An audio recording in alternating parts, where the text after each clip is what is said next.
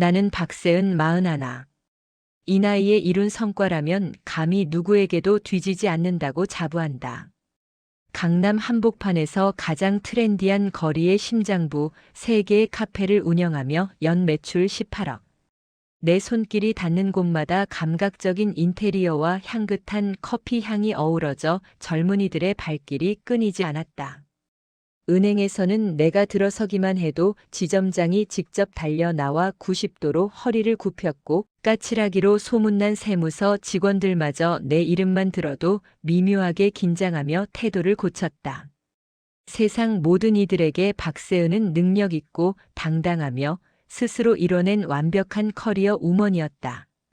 하지만 그 찬란한 성공의 이면에는 나를 갉아먹는 은밀하고 지독한 지옥이 있었다. 그 지옥의 문은 다름 아닌 내 집 현관 비밀번호였다.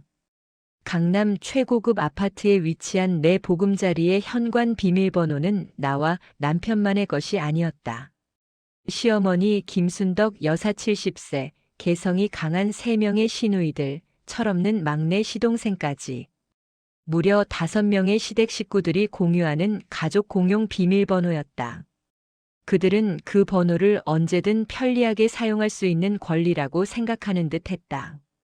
그 치매는 6년 동안 단 하루도 예외 없이 매일 아침 7시 27분 정각에 시작되었다. 알람이 울리기도 전 꿈결 속에서 아직 잠에 취해 있을 때부터 삐비빅 삐비빅 하는 비밀번호 입력음이 울렸다.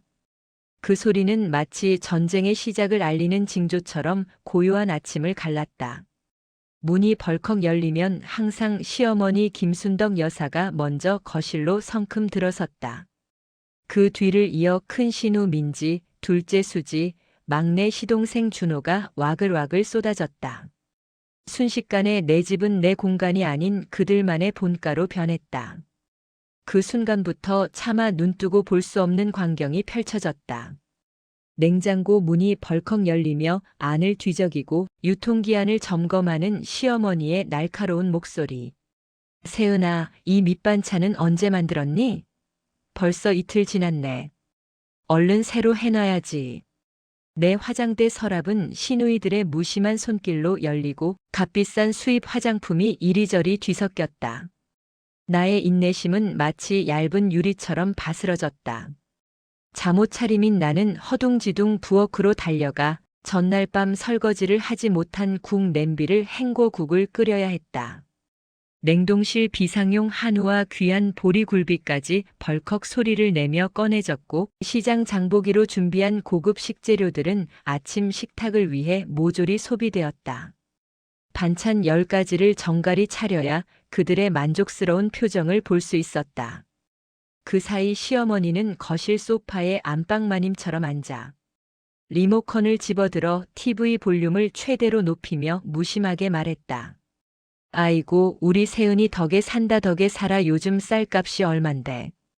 그 말은 칭찬이 아니었다. 나를 부려먹는 자기 만족의 선언이었다. 나는 그 말을 6년 동안 정확히 2190번 들었다. 처음엔 남편을 사랑했기에 시댁 사람들에게 잘 보이고 싶어 참았다. 나도 처음에는 평범한 며느리처럼 인정받고 싶었다. 하지만 시간이 흐르며 그 말은 내 삶을 갉아먹는 잔인한 주문으로 변했다. 그들의 방문은 아침 식사로 끝나지 않았다.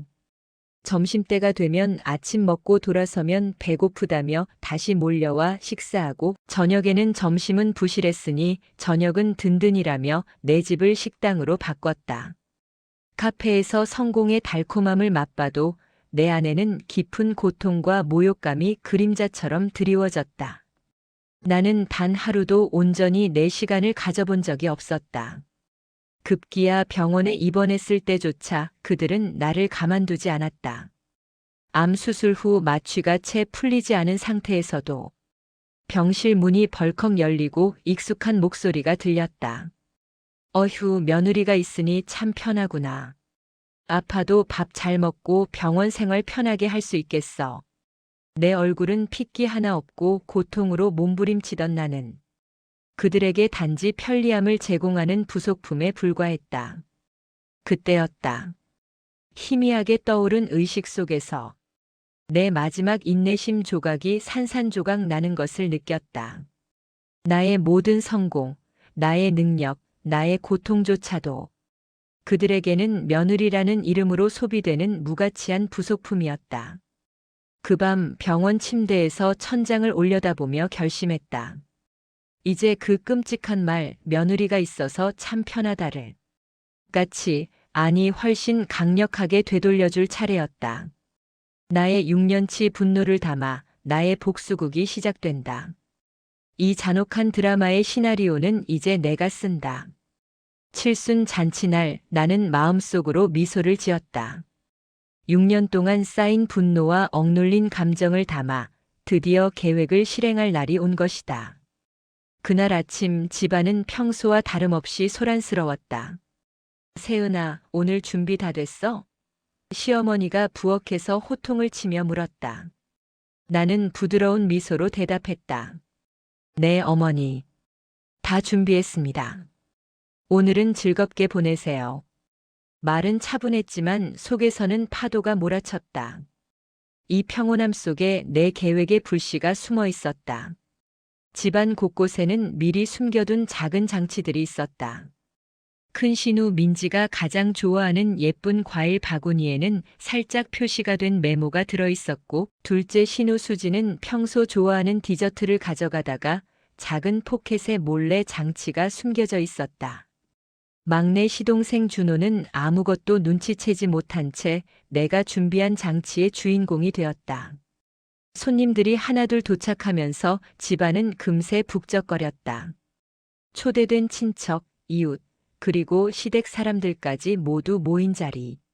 시어머니는 얼굴에 화색이 돌며 연신말로 잔치를 주도했다.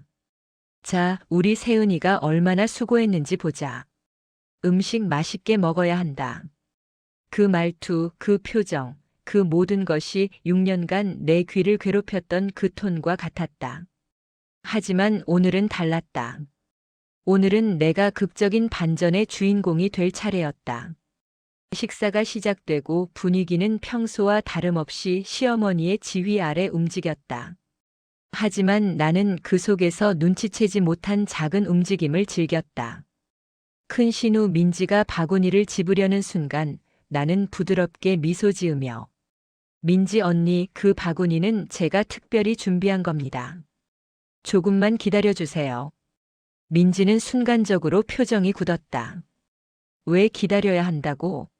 나는 아무 말 없이 살짝 고개를 끄덕이며 마음속으로 속삭였다. 이제 시작이다. 잔치의 클라이맥스는 바로 케이크 커팅 순서였다. 칠순을 맞은 시어머니가 케이크 앞에 서고 나는 정중히 케이크 칼을 건넸다. 그러자 시어머니는 의아한 표정으로 나를 바라보며 세은아, 왜 내가 직접 자르지 않는데? 나는 얌전하게 웃으며 대답했다.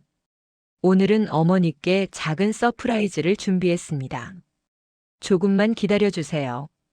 그 순간 케이크 안쪽에 숨겨진 작은 장치가 작동했다. 과일과 크림 사이에서 미묘하게 내 계획대로 메모지가 나타났고 그 안에는 작은 메시지가 적혀 있었다. 6년 동안 참았습니다. 이제 저도 즐길 시간입니다. 한순간 방 안의 모든 시선이 케이크로 집중됐다. 시어머니는 당황한 표정을 감추지 못했고 큰 신우 민지는 얼어붙었으며 막내 시동생 준호는 혼란스러움에 눈을 동그랗게 떴다. 나는 그 순간 차분히 케이크를 자르며 말했다. 오늘은 단순한 잔치가 아닙니다. 우리 가족 모두가 즐겁게 보내야 할 날이죠. 하지만 제 공간과 제 시간을 존중받는 것도 중요합니다. 이 메시지가 조금이나마 의미가 있길 바랍니다.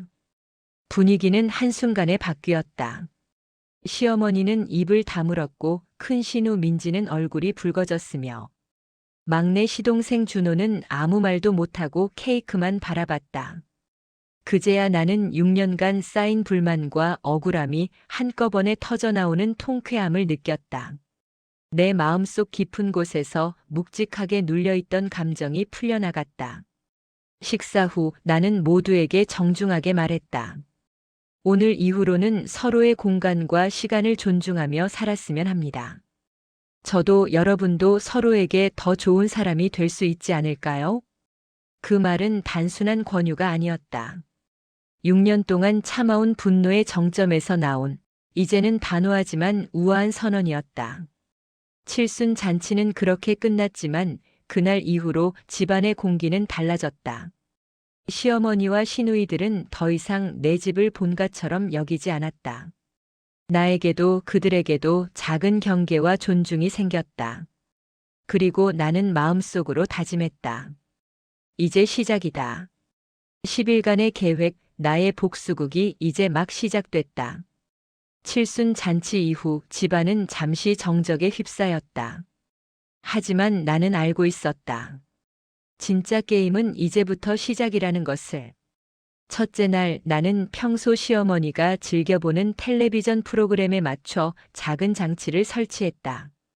그 장치는 단순한 알림이 아니라 시어머니가 좋아하는 뉴스 속 상황을 살짝 비틀어 보여주는 장치였다. 예를 들어 그녀가 요즘 젊은 사람들이 이래서 문제야라며 혼잣말을 하면 화면 속 상황이 바로 맞장구 치듯 그녀의 말과 살짝 다른 상황으로 반전되도록 설정했다. 시어머니는 처음엔 아무 의심 없이 화면을 보았다. 하지만 이내 혼란스러운 표정이 나타났다. 이거 뭔가 이상한데? 나는 부엌에서 차를 따르며 조용히 미소 지었다. 좋아, 첫날 성공. 둘째 날 큰 신우 민지가 즐겨 쓰는 화장대 위에 작은 쪽지를 살짝 남겼다. 쪽지에는 아무 의미 없는 문장처럼 보이지만 민지의 이름과 최근 습관을 은밀히 언급하며 오늘은 내가 조금 생각해보는 날이 될 거야 라는 메시지를 숨겼다. 민지는 처음엔 무심히 지나쳤지만 저녁이 되자 혼자 중얼거리며 쪽지를 다시 읽었다. 그때 나는 멀리서 지켜보며 속으로 웃었다. 조금씩 흔들리기 시작했군. 셋째 날 나는 막내 시동생 준호의 휴대폰을 살짝 조정했다. 그는 평소 카톡 알림이 많아 정신없이 메시지를 확인하는 습관이 있었다. 나는 그 메시지 일부를 재미있게 변형하여 시댁 가족들과 관련된 작은 장난으로 만들어 두었다. 준호는 당황하며 이거 어떻게 된 거야? 라며 연신 휴대폰을 확인했다. 나는 그 모습을 보며 작은 통쾌함을 느꼈다. 넷째 날 나는 가족 식사 시간에 무심코 작은 장치를 가져왔다. 그 장치는 소리와 시각 효과를 조절해 시어머니가 강조하는 말들을 살짝 과장되게 들리도록 했다. 처음엔 모두가 의아해했지만 이내 시어머니는 살짝 얼굴을 붉혔다. 왜 이렇게 들려? 나는 평온하게 차를 내리며 말했다. 오늘은 조금 특별한 날이라서요. 재미로 생각해 주세요. 다섯째 날 나는 시누이 민지와 짧게 이야기를 나누었다. 민지 언니 요즘 바쁘시죠? 민지는 방어적으로 답했다. 응, 뭐 그렇지. 하지만 나는 알고 있었다. 그녀 마음속에 나의 작은 장치들이 이미 깊숙이 스며들었음을. 그녀가 무심코 한 행동 하나하나가 나의 계획 속에서 통쾌하게 맞물리고 있었다. 여섯째 날 나는 시어머니의 취미 모임에 살짝 참여했다. 겉으로는 친절하게 인사를 건넸지만 나는 조심스럽게 작은 장치를 설치했다. 그 장치는 시어머니가 이야기하는 내용을 살짝 뒤틀어 보여 다른 참석자들의 반응을 미묘하게 바꾸었다. 결과는 놀라웠다. 그녀는 처음엔 당황했지만 점점 불안한 표정이 역력해졌다.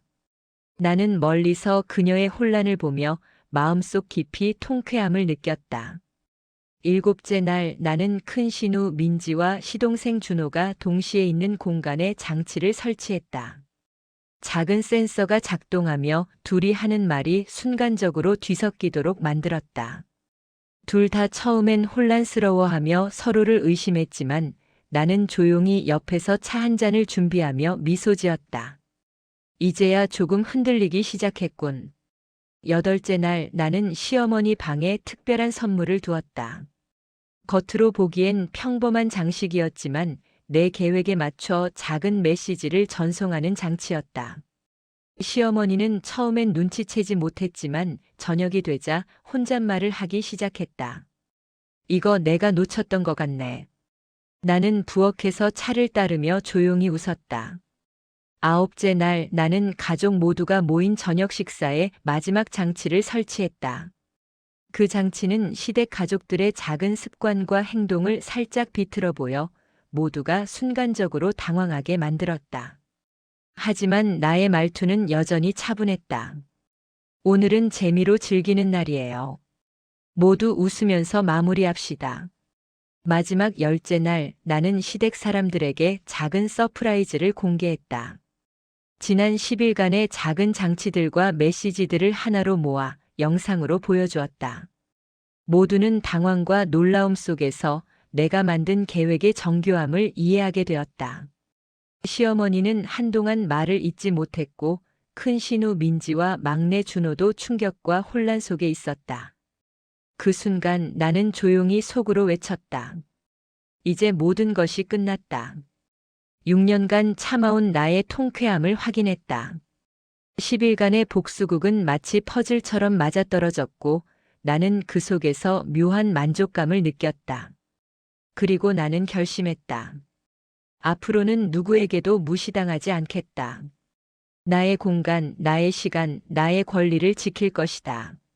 10일간의 작은 복수극이 끝나자 나는 한동안 평온한 일상을 즐겼다. 그러나 마음 한켠에는 마지막 한 방이 남아 있었다. 그동안의 장치와 메시지는 시댁을 살짝 흔드는 정도였지만 이제는 완전히 나의 힘을 보여줄 순간이었다. 첫째 날 아침 나는 시어머니와 함께 아침을 먹는 자리에서 차분하게 말을 꺼냈다. 어머니, 그동안 저에 대해 오해하신 부분이 많으셨죠? 시어머니는 놀란 표정으로 나를 바라보았다. 무슨 말이야? 나는 조용히 미소 지으며 말했다. 오늘은 모든 것을 솔직하게 보여드리고 싶어요. 점심시간 나는 시댁 가족들을 모두 거실로 불렀다. 모두 잠시만 모여주세요. 중요한 이야기가 있어요. 큰 신우 민지와 막내 준호, 시어머니까지 모인 자리에서 나는 태블릿을 켰다.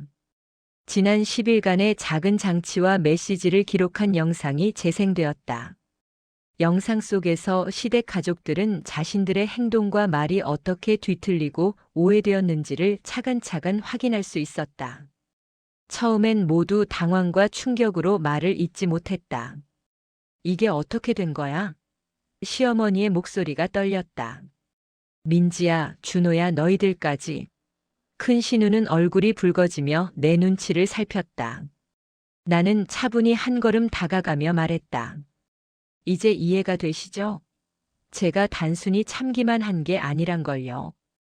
6년 동안 저는 항상 관찰했고 대응해 왔어요. 하지만 이제는 끝이에요. 저는 제 권리를 지킬 겁니다. 둘째 날 나는 시댁의 행동 패턴을 바탕으로 작은 계획을 세웠다. 이번에는 장치가 아닌 직접적인 대화와 행동을 통해 마지막 반격을 펼쳤다. 시어머니가 평소 강조하던 집안일과 습관, 민지가 즐겨 쓰던 말투, 준호의 작은 버릇까지 하나씩 조목조목 언급하며 그들의 행동이 내 삶에 어떤 영향을 주었는지를 보여주었다. 처음에는 가족들이 방어적으로 나왔다. 그건 그냥 습관이야. 민지가 소리쳤다. 준호야, 너도 조심해라. 시어머니는 놀라움과 분노가 뒤섞인 표정을 지었다. 하지만 나는 흔들리지 않았다. 그 습관이 저에게 상처를 주었고 저는 이제 그걸 더 이상 참을 수 없어요. 오늘부로 모든 것이 끝입니다. 셋째 날 나는 작은 이벤트를 준비했다. 시댁 가족들의 오해와 갈등을 시각적으로 보여주는 작은 모형을 집 안에 설치했다. 모형 속에서 그들의 행동이 서로 얽히고 꼬이는 장면을 재현했고 가족들은 자신의 모습이 그대로 재현되는 것을 보고 깜짝 놀랐다. 이게 진짜 우리 모습이야? 준호가 떨리는 목소리로 물었다. 나는 부드럽게 고개를 끄덕였다. 보세요. 이건 현실이에요. 이제 더 이상 부정하지 않아도 돼요. 우리 모두 솔직해지면 됩니다. 넷째 날 나는 시어머니에게 직접적으로 말했다. 어머니, 저는 이제 더 이상 당신의 간섭과 무시를 받지 않을 거예요. 저는 제 삶을 살고 제 가족과 제 시간을 소중히 할 겁니다. 시어머니는 잠시 말없이 나를 바라보았다. 그 눈빛 속에는 당황과 혼란, 그리고 처음으로 깨닫는 나에 대한 존중의 필요성이 섞여 있었다. 다섯째 날 나는 큰 신우 민지에게도 마지막 경고를 했다. 민지 언니, 이제 저를 시험하지 마세요. 저는 단순히 참는 사람이 아니에요. 제 행동과 말에는 결과가 따른다는 것을 아셔야 합니다. 민지는 순간 당황하며 말을 잇지 못했다. 그때 나는 조용히 미소 지으며 말했다. 오늘 이후로는 서로를 이해하며 살 수 있는 기회를 가져보는 게 좋겠어요. 여섯째 날 나는 막내 준호와도 조용히 이야기를 나누었다.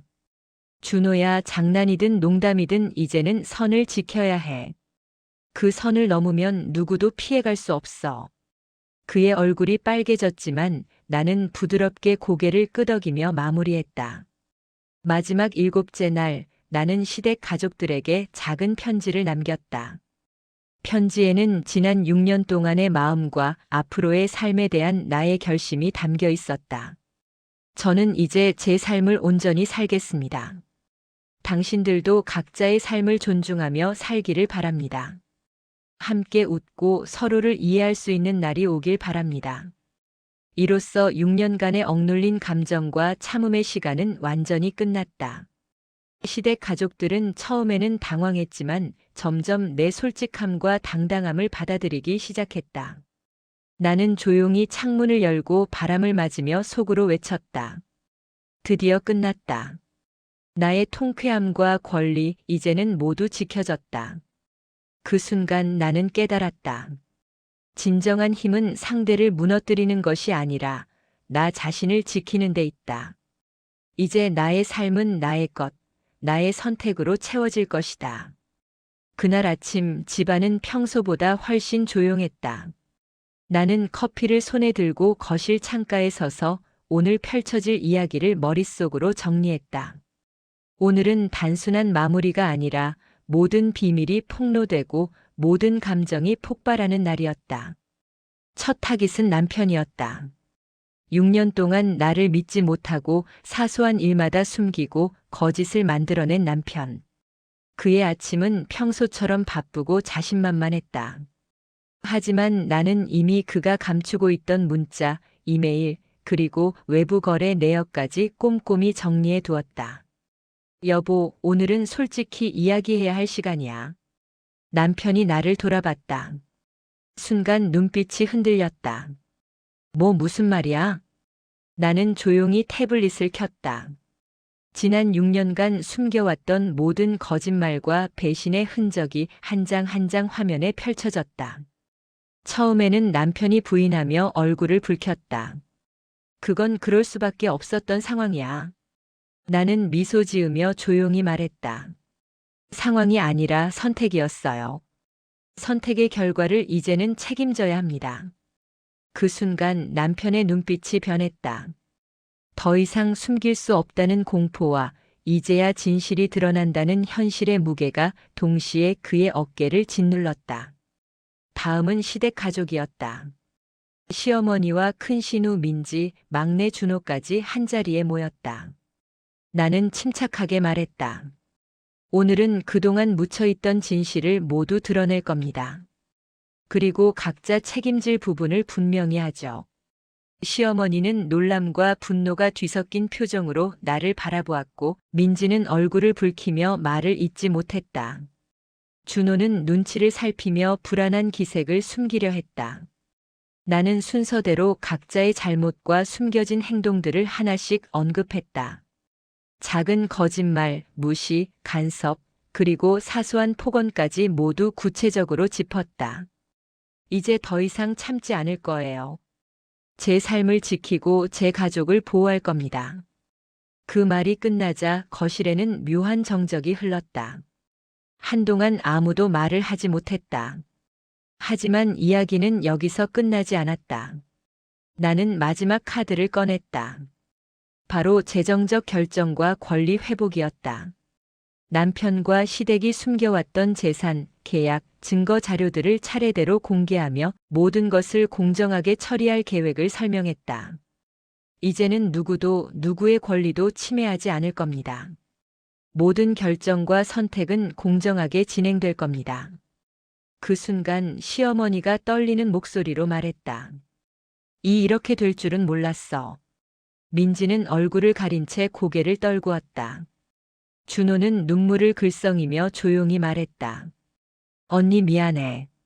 남편은 잠시 말없이 나를 바라보다 마침내 입을 열었다. 정말 이렇게까지 철저하게 준비했을 줄은 몰랐어. 나는 미소를 지으며 고개를 끄덕였다. 이제 모든 비밀은 끝났어요. 우리는 서로를 이해하며 살 수 있는 기회를 갖게 된 겁니다. 그 말에 거실 안의 공기는 한결 부드러워졌다. 긴장과 분노가 서서히 사라지고 서로의 눈빛 속에 이해와 존중이 스며들었다. 그리고 마지막으로 나는 나 자신에게 속삭였다. 드디어 진정한 나의 삶이 시작된다.